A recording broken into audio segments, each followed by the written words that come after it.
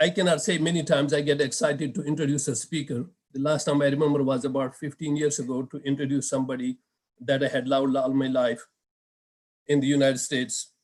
But this time I have somebody who I have grown to admire.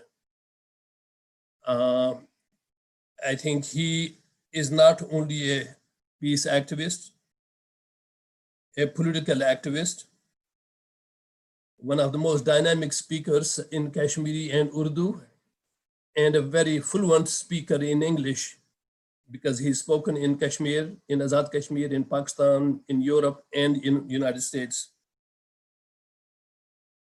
He is in traditional sense in my book, and in the book are probably Dr. Fai, who is sitting here, and Dr. Walid Rasool. He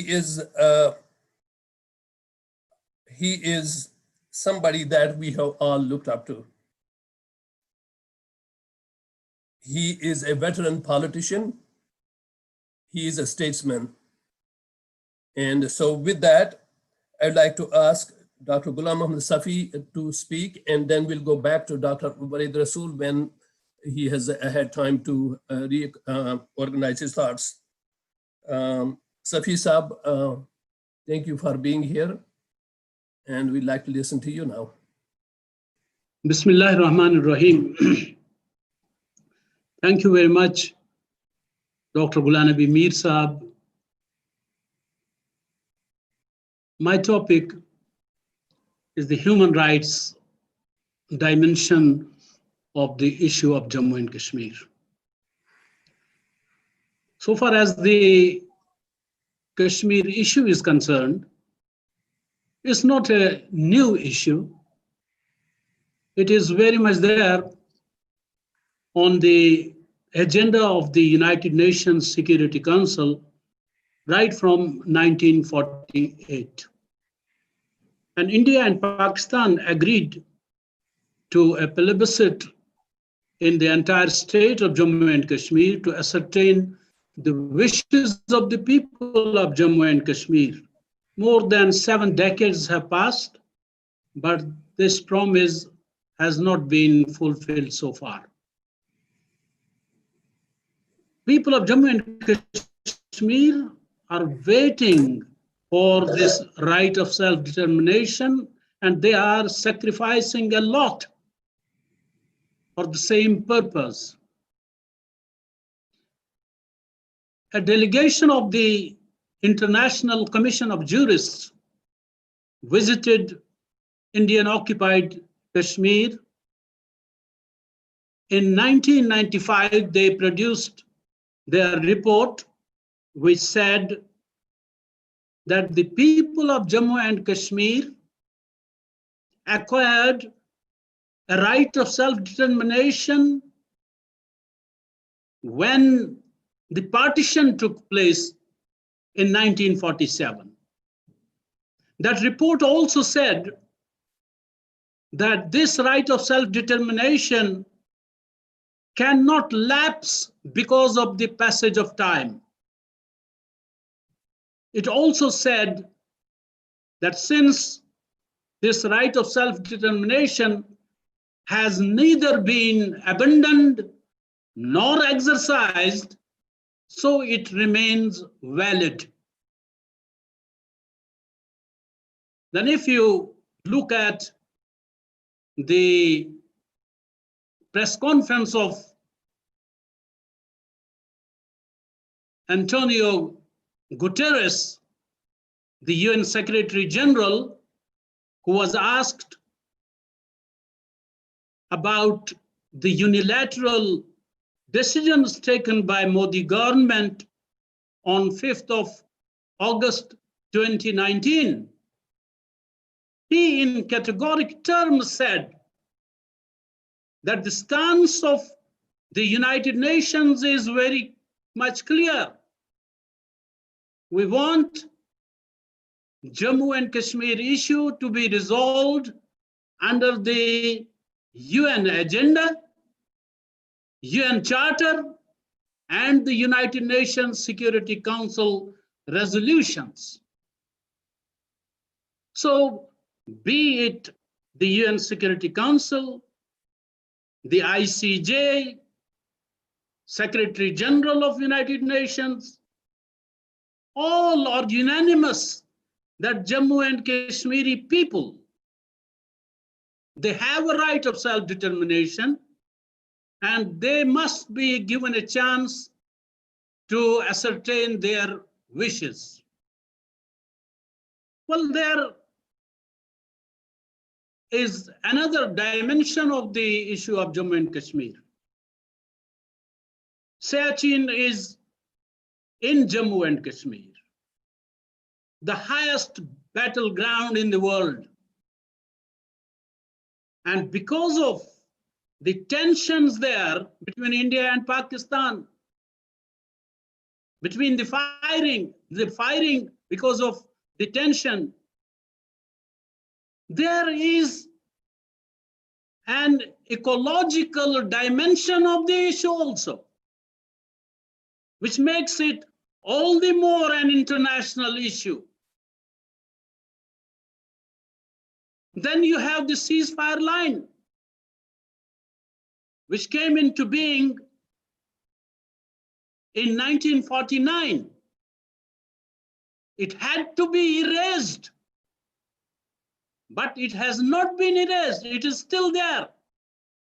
And it has given rise to fatalities, to tensions, to miseries.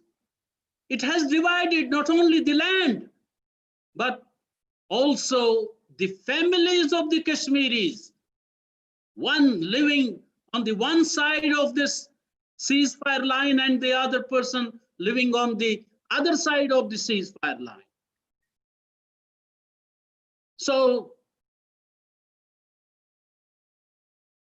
there is a campaign of slaughter on the part of India in Indian-occupied Jammu and Kashmir.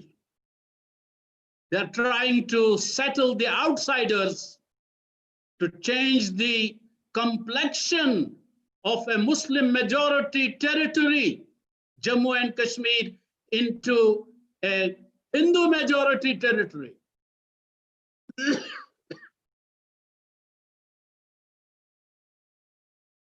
The domicile certificates, more than 25,000 such certificates have already been issued.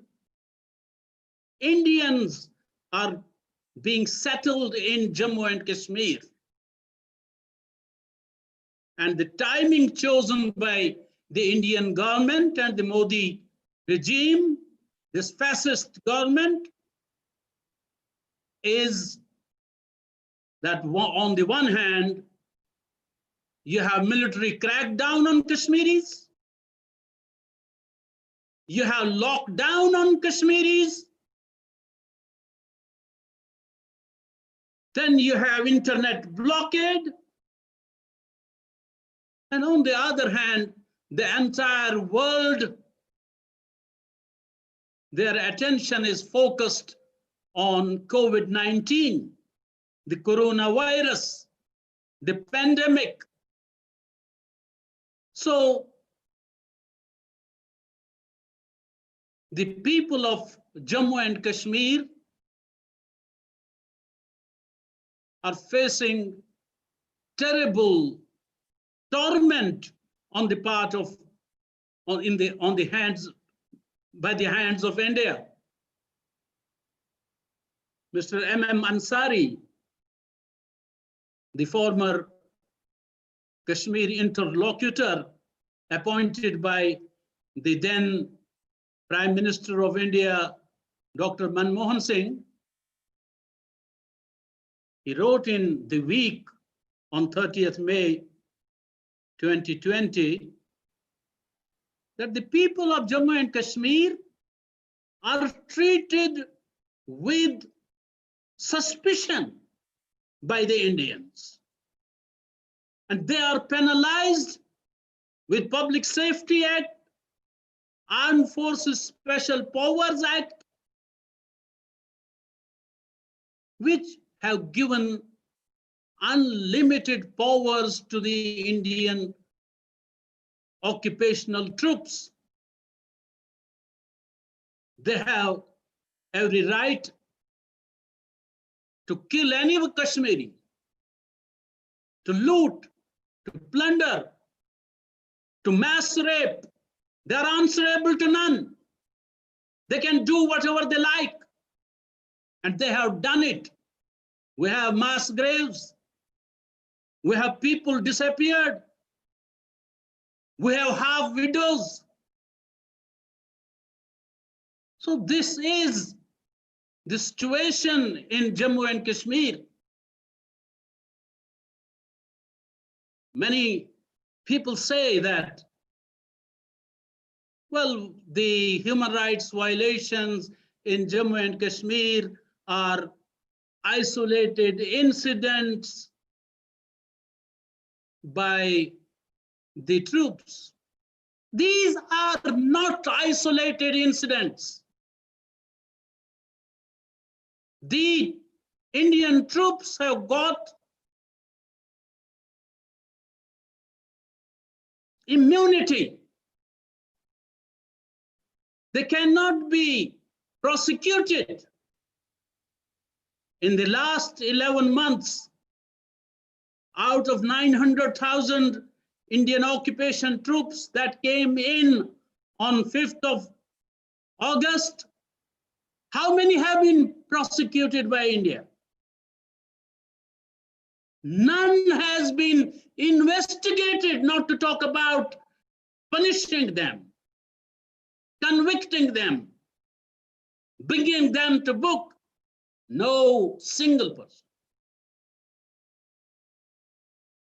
So these are not isolated incidents in Jammu and Kashmir. It is systematic genocide of the Kashmiris that is going on in Indian occupied Jammu and Kashmir. To conclude, let me remind all of you that our friend, late Dr. Ayub Thakur, he used to say, and that's what Muhammad Ashraf Sahrai, the chairman of Tehreek-e Hurriyat Jammu Kashmir, is saying today, that if we really want the issue of Jammu and Kashmir to get resolved, if we want these human rights violations to come to an end, we need to have one goal, the right of self-determination. We need to have one voice from Kashmir to Istanbul, from Kashmir to Pakistan, to Azad Kashmir, to diaspora. And we need one team from Kashmir to Istanbul, to Pakistan, to all over the world. I thank you very much.